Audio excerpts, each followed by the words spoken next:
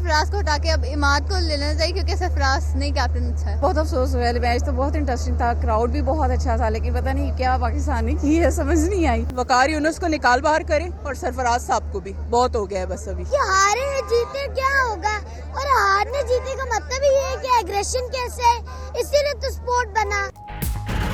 कौमी टीम की नाकिस परफॉर्मेंस पर शायकीन बरहम, मैच के बाद कजाफी स्टेडियम के बाहर गुस्से का इजहार। सरफराज अहमद को कप्तानी से हटाने का मुतालिबा, कहा पाकिस्तानी टीम क्रिकेट नहीं शायकीन के जज्बात से खेली।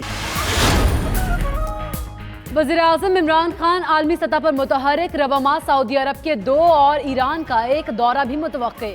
इमरान खान के अक्टूबर के वक्त में सऊदी अरब जाने का इम्कान, 29 अक्टूबर को भी सऊदी अरब का दौरा करेंगे। शाह सलमान की दावत पर सरमायाकारी कॉन्फ्रेंस में शिरकत करेंगे। वज़ीर-ए-आज़म ने हालिया दिनों में सऊदी अरब, अमेरिका और चीन के भी दौरे किए।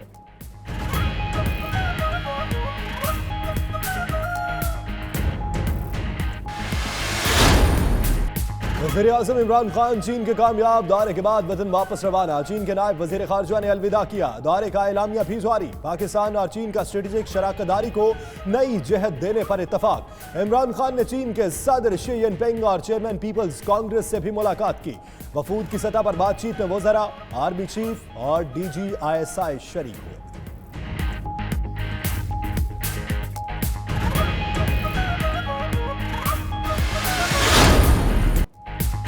ताजिरों का 28 और 29 अक्टूबर को मुल्क भर में शटडाउन का ऐलान। 15 अक्टूबर को 1 घंटे की अलामती भूख हड़ताल की जाएगी।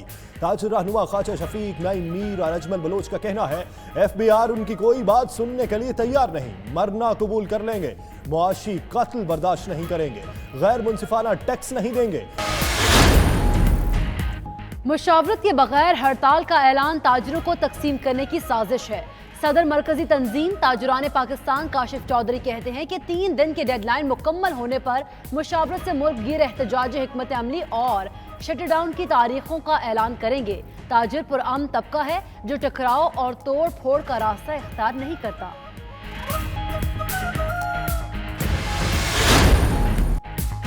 वर्ल्ड इकोनॉमिक फोरम ने भी पाकिस्तानी मईशत के लिए खतरे की घंटी बजा दी। पाकिस्तान की रेटिंग 3 दर्जे गिरा दी। पाकिस्तान 12 कारकर्दगी आशारियों में से इदारा जाती कारकर्दगी फहरिस्त में 110 नंबर पर चला गया। इंफ्रास्ट्रक्चर की बुनियाद पर नंबर गिरकर 93 और मैक्रो इकोनॉमिक दर्जाबंदी में 103 हो गया। उधर एशियाई बैंक ने पाकिस्तान की बैरूनी कर्जा लेकर वापस करने की रेटिंग गैर इत्मीनान बख्श करार दे दी।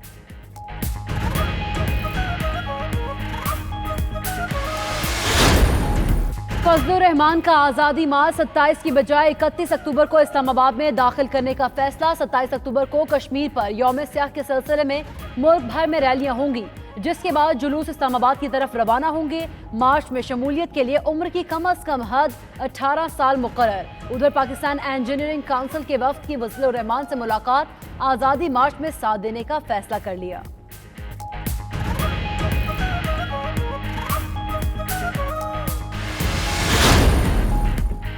पीपल्स पार्टी का JUI के आजादी मार्च की हिमायत का बाज़ाब्ता ऐलान। कोर कमेटी इजलास के बाद बिलावल भुट्टो की मीडिया को ब्रीफिंग, बोले मौलाना जहां भी आजादी मार्च करेंगे पीपल्स पार्टी हिमायत और इस्तकबाल करेगी।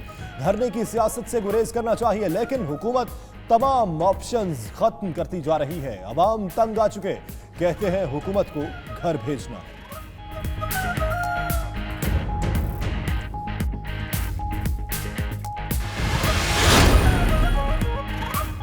शहबाज शरीफ की ज़ेर सदारत नून लीग के सीनियर रहनुमाओं का लाहौर में इजलास। ज़राए के मुताबिक कुछ लीगी रहनुमा अब भी एहतजाज के हक में नहीं, मजीद गौर खोज का मशवरा दिया। शहबाज शरीफ आज नवाज शरीफ को सिफारिशात पेश करेंगे जो मार्च में शमूलियत के मुतालिक हतमी फैसला करेंगे। उधर एहसन इकबाल का कहना है कि पाकिस्तानी 80% आबादी महंगाई समेत मुल्क की हालात से परेशान है।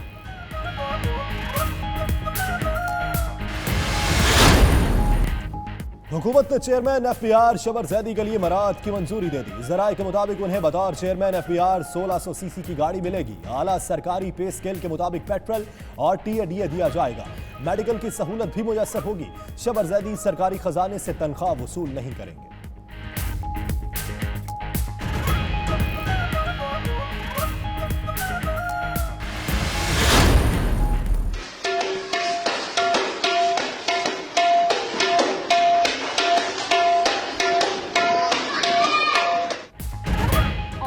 पाकिस्तान की सरजमीन खुदादाद सलाहियत के हामिल लोगों से भरी पड़ी है। ऐसे ही एक बाकमाल नन्हे फनकार ने तबले पर चारों सूबों की धुनें बजाकर धूम मचा दी। वीडियो सोशल मीडिया पर वायरल।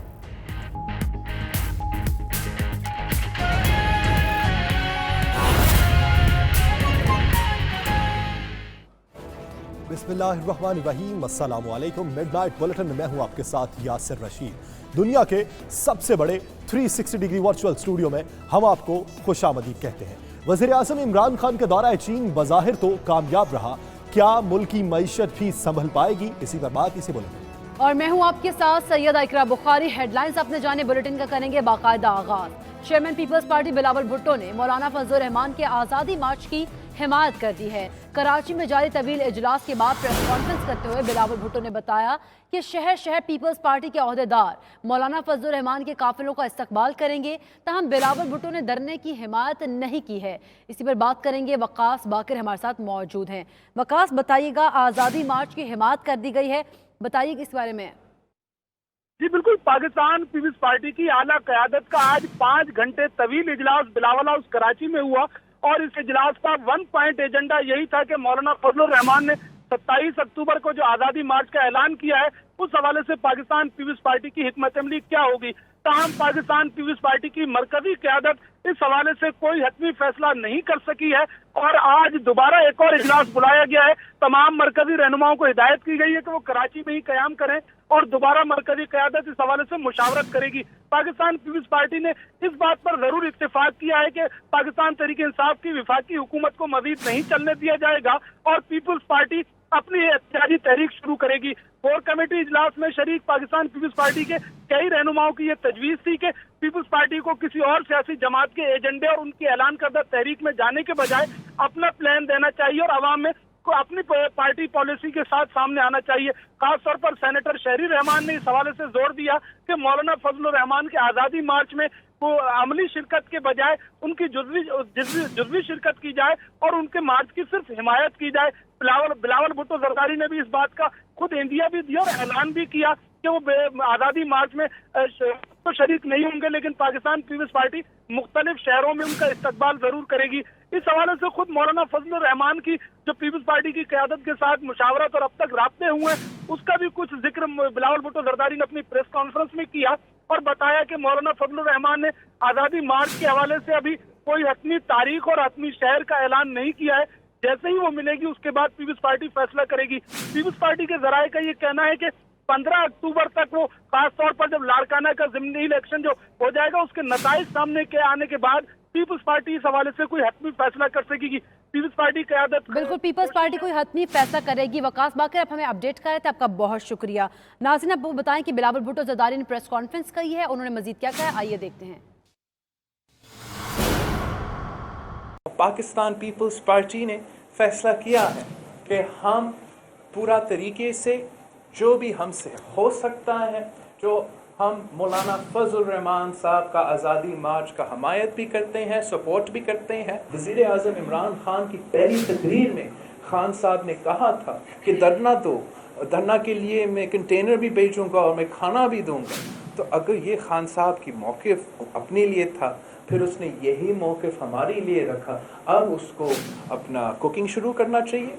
मौलाना साहब के साथ बहुत से दुनिया साथ आएगी। पाकिस्तान पीपल्स पार्टी का एक बड़ा कंसिस्टेंट पॉलिसी रहा है जहाँ तक धरना की सियासत है और उसकी वजह से हम समझ पाकिस्तान पीपल्स पार्टी ने इस बात पर जरूर इत्तेफाक किया है कि पाकिस्तान तहरीक इंसाफ की विफाकी हुकूमत को मजीद नहीं चलने दिया जाएगा और पीपल्स पार्टी अपनी एहतियाजी तहरीक शुरू करेगी। कोर कमेटी इजलास में शरीक पाकिस्तान पीपल्स पार्टी के कई रहनुमाओं की यह तजवीज थी कि पीपल्स पार्टी को किसी और सियासी जमात के एजेंडे और उनकी ऐलान करदा तहरीक में जाने के बजाय अपना प्लान देना चाहिए और अवाम में को अपनी पार्टी पॉलिसी के साथ सामने आना चाहिए।